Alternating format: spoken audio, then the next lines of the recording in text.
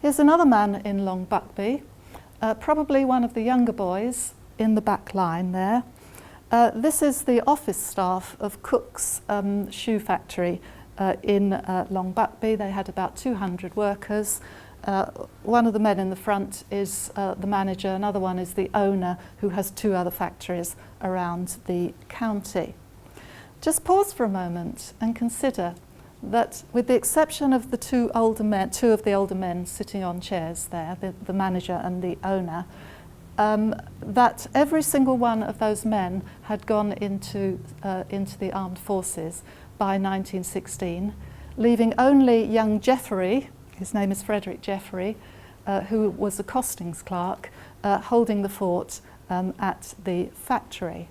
So the first appeal for Jeffrey comes in the form of a work case, where his manager, it's Mr. Cook, the owner, gives one of these typically detailed business cases that you can see lots of in the appeal tribunal records.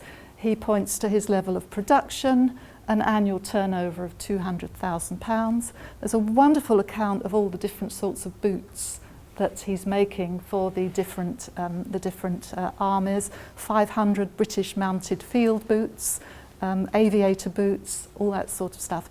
Basically he says, you've only exempted my manager, everybody else has gone except for the manager and this young man.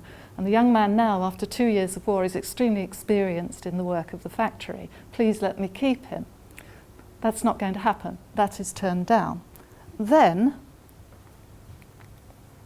Jeffrey very politely and deferentially writes one of those annoying folded letters, a little missive folded very small. This is the 1st and the 4th page. And he takes up the classic theme that neither the local tribunal, which is Daventry, nor the appeal tribunal has listened properly to his rights as a conscientious objector. He thinks that they do have the right to give him a further degree of exemption than non-combatant corps, and he then re-emphasises that he is ready to do work of national importance. Okay, now that comes for him in the form, and they allow that. The appeal tribunal allows that. This comes in the form of the FAU. He's not a Quaker, but he is in France. He's based, I think, somewhere near Dunkirk. And he goes out with for a couple of years with the Section Sanitaire Anglaise 13, the 13th sanitary unit, which is attached to the French army. And if you've read any of the histories of these units, this was a lively war. This was an extremely grueling and dangerous mission, of which young Jeffrey was a part. This is a rather pretty image of the work of an FAU unit. They are in fact evacuating civilians, French or Belgian civilians, but the SSA 13 went to the French, mainly served the French army, as you would guess, and served on the Champagne front in the east of France in an extremely grueling campaign.